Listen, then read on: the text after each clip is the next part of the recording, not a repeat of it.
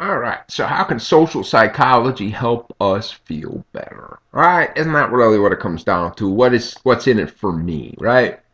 So here's a fascinating idea: inducing internal change from external behavior. Right. So let's take a look. What they did was they took some patients that had heart attacks, and what happens is after people have heart attacks, what they do traditionally is they teach them about modifying their diet and reducing sodium, etc. And so the green line represents people that got their traditional type of treatment or so, therapy, I don't know, counseling, whatever it could be. So you see that, or no, the oranges, my bad, the control group that got the original. And then what happens was they took a second group that got the same, hey, you got to reduce your sodium intake, etc. But then they also taught them about that whole type A lifestyle thing that I mentioned a little bit ago. People with the type A lifestyle or type A personality tend to be much more hard-driven and aggressive than people with a type B lifestyle. And it is this hard-driving, aggressive approach to life that is in fact creating the stress hormones. It's putting you in a constant state of fight or flight.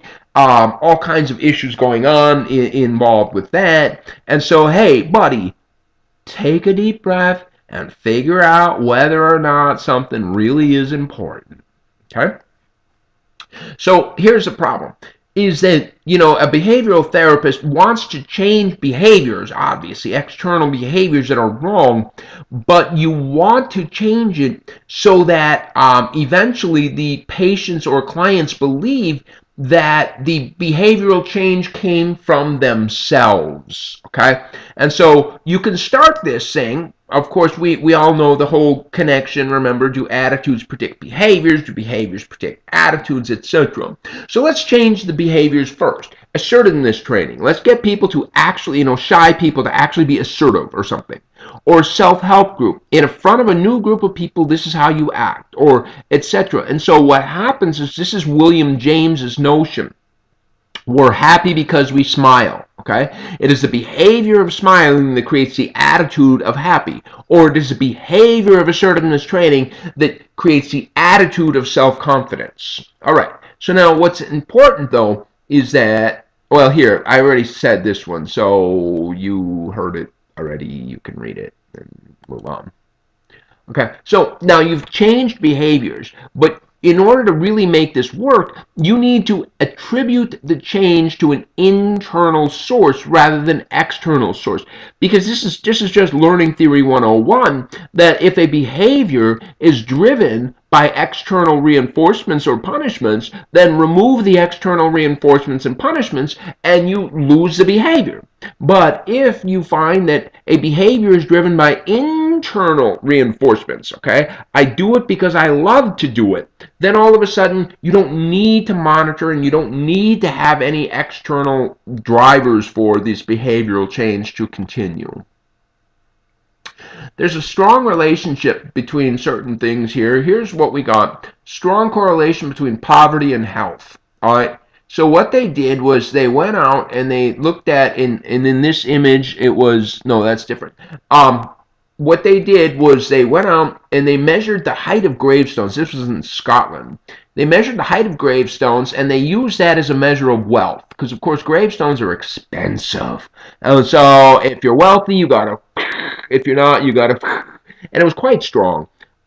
Age and wealth were strongly related to each other. But why? I mean, obviously, the simplest explanation is rich people have access to the best health care, the best foods, etc. But a large part of it is stress. Because in the same way that this relationship between rich and poor and life, it works the same way with monkeys. With them, they don't have any physical cash, but instead they've got higher or lower status. And lower status monkeys just die sooner. Okay? It's just that simple. And so there's a lot of reasons for it. But socialization is also related to health. This was actually a fascinating study. There was a series of studies, actually, but done by Sheldon Cohen up at Pittsburgh. I got to hear this guy talk when I was up at Carnegie Mellon. And he basically brought people into his laboratory, and then on day one he gave everybody a cold virus. All right, I don't think they didn't get an injection. They got it on a swab up their nose. All right, I heard the whole story. And so then what happens is that every day they would measure how much socialization each person had, how many minutes of contact they had with others, etc. And then they would measure mucus production, mucus production as a measure of the cold virus. And so what you can see there, though, again, I can't read it because, percent vulnerable to catching a cold. There you go. And so those people with the lowest level of socialization showed the highest number of symptoms following the cold virus. Confiding in others. Look at this, close relationships. And so we find rates of depression are highest for people that divorced twice. Okay? And so as you move your way down to the left side with the more traditional marriage and never divorced, you have the lowest rates of depression. You go to the far right, divorced twice, and you have the highest rates of depression. So if social support is good for us, what we find is that unfortunately, the older we get, they ask people, do you have high social support? I believe they asked, do you have somebody that you can confide in? Something like that. And use that as a measure of high social support. And found, look, what happens is as we age is we lose that social support. Okay, that's a shame, but it's true. We find that there's a good relationship between spirituality, or more specifically in this case, religious attendance. Okay, so it's a physical behavior, not the spirituality per se.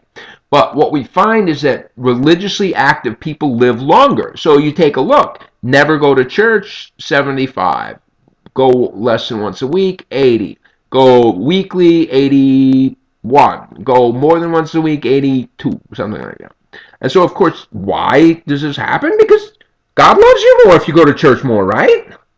All right, so that's a joke. All right, sorry, probably a bad joke. You should probably never tell God jokes, but I just did, and I put it on the internet. But anyway, it's probably got to do with the social relationships that are involved in religion. But of course, there's more to that. By the way, this is a little bit complicated because women tend to attend church more than men, and women tend to live longer than men, and so this is here. But when they isolate men alone, they find this relationship, and then when they isolate women alone, they find a stronger relationship. And so it's partly, I'm sure, the socialization and because people that go to church more than once a week, I strongly suspect would say yes, they have high social support. They most likely do, right? But also the church tends to discourage certain behaviors, unhealthy behaviors as well. So it's got that component as well. So the religion factor, as we say, is multidimensional. Religious involvement tends to lead to healthy behaviors like less smoking and drinking, tends to create stronger social support, and tends to create more positive emotions like hope and optimism, okay, hope for the future. And all three of these can lead to better health through, an improvement in less immune suppression, fewer stress hormones, I guess less suicide, but less the bad stuff kicking in us. One group, this is the Holmes and Rahe, they created the Social Readjustment Rating Scale, the SRSS. And what they did was they basically said stress can be good or bad. All right, there's different names for stress. They call it eustress and distress. The eustress is good, the distress is bad. Because I think I had it written somewhere. Stress is good for you. It really is. All right, I don't know where is it. Do I have it written? I swear I had it written down. I know it's on the very last time. Well, anyway, stress is bad for you, whether it's good stress or bad stress. Getting married, that's great, a happy time of your life. Well, presumably, but it's still stressful. Okay, and so what they did was they created this scale, and they asked people. First they pre-tested it and asked people, how disruptive is this in your life or something? If death of a spouse, etc. And so how stressful would you feel if this happened to you? And so yeah, I mean Christmas is a 27. So clearly it's not just the bad stuff, it's the good stuff. And so what happens is they then, once they established what they call these life change units, then they went forward and then they asked people, okay, and now it's a long series of questions, just yes or no. Has this happened to you? Yes or no. For death of spouse, if you say no, you get a score of 0. If you say yes, you get a score of 100. Divorce, no, you get a 0. Yes, you get a 73. Okay, so they go through this long list, and you get either a 0 or this score. And then what they found was when they put them all together, if you had between 300 plus life change units in the past year, then 79% of people would show bad changes to their health. Okay, so clearly the idea was stress can harm us. And a couple of years back, I actually did a study on this. I actually took the social readjustment scale, and I think it was Maria, cannot remember her last name. Oh, I'm such a bad person. And oh, and I can picture their faces and everything. And Kaylin Smith and Maria and gosh, I can't remember the other names. But anyway, what we did was we looked at this scale and we brought it forward because it was created in the 1960s, and there's certain stressful things that happen in here in this day and age, like losing a cell phone. Wow, talk about stress, right? And so it wouldn't have been in the original scale, and we incorporated things that were more student oriented, like Blackboard doesn't work when you need to submit a paper. It's like, oh my God, these are events that are really related. And so we created the Wesleyan stress scale in the same way. And again, we pre-tested it and we established how stressful these were. And then we had a second part of the study where we asked people, have you experienced this? Okay. And we found quite clearly that there was a strong relationship between self-reported, here we'll call them life change units, I mean, why not, and for us, self-reported self-control. If people had high number of life change units, they did not exhibit self-controlled behaviors. And to the degree that self-controlled behaviors are the way that we stay healthy, then we've got the connection right back here. Yeah, this is a criticism, by the way, of the social readjustment scale, because, it is possible death of a spouse can lead to an extremely positive outcome. It's possible. So anyway, here is Hans Selye's general adaptation syndrome, and this is a powerful idea for how essentially the body's immune system and other systems help us. And so what happens is we see here as the graph moves from left to right, that's time, okay, time moving.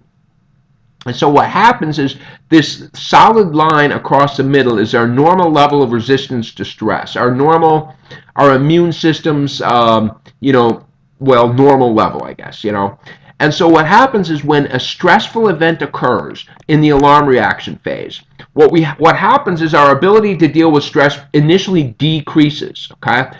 But in this alarm reaction phase, the body's immune system, for example, is bringing everything together. I mean, you're getting into the fight or flight response, all your resources are coming together. And so we see during the resistance stage that clearly what's happening is your body has brought in everything it's got. You can fight off, you can deal with the stressor. But see, what happens is that your body being in this fight or flight mode, it just can't last that long because it's a very energy taking thing. And so what we find is eventually you fall into the exhaustion stage and the body just can't deal with it anymore. And so in one case that it's a horrible case, but it so cleanly it shows this general adaptation syndrome. There was a woman, a mentally retarded woman, and she was kidnapped by some people, not kidnapped. They were, let's be friends, right? And they took her to her mobile home and they tied her into the mobile home. And meanwhile, they're cashing her Social Security disability checks, right? They're cashing them month after month after month. Well, in this house, they're kicking her every day. They're spitting on her. You know, they're burning her with cigarettes, just abusing her. I mean, now eventually this woman dies, right? And so, wow, the police come in, the coroner's like, okay, your job, figure out the cause of death. And the coroner comes in and goes, I don't know, I ain't got one. I'm looking. I mean, she's got cigarette burns. Yeah, that I'm sure that hurt, but that didn't kill her. She even had a broken arm, but you know, I mean, it healed. It's ugly. It is healed, but that didn't kill her. I mean, there's just I don't have anything here, says the coroner, until we pull up Selye's general adaptation syndrome and look at this exhaustion phase. When this woman was put in this extremely stressful, long-term stressful situation, she had some resources. She pulled them together. She fought off the stressors, but at some point her body just quit, just had nothing left to pull from. Oh, that's a sad story. So here is an interesting, it's going to take a hard look for me, tiny little letters, but here's an interesting idea. I like the thing at the top. It says life events. Well, I like to interpret that as shit happens, okay? Bad stuff happens to all of us. So how do we appraise it? Do we appraise this bad thing or this bad thing that happens to us as a challenge or a threat? Okay. Clearly, if we perceive it as a challenge, we have a different reaction than if we perceive it as a threat. Combine that with a personality type, you know, non-depressed, optimistic, easygoing versus hostile, depressed, pessimistic. And so again, this will clearly influence how we deal with the stressor. Combine that with personal habits, right? What, you know, good habits or poor habits. Combine that with social support. Combine that all together, and then we can understand the relationship between bad things in our life and health and illness. Okay, so clearly shit happens to everyone, right? And look, I knew I had it someplace over here on the left. Unless a stressor is appraised as a threat, it is actually healthy because it often motivates us. That's what stress does. It motivates us. Without stress, would you accomplish that big project? Probably not. Okay? And so putting it all together, we can look at the relationship between events in the world and health and illness. All right. So that's the end of that one. We'll come back next time and talk about social psychology and the legal system.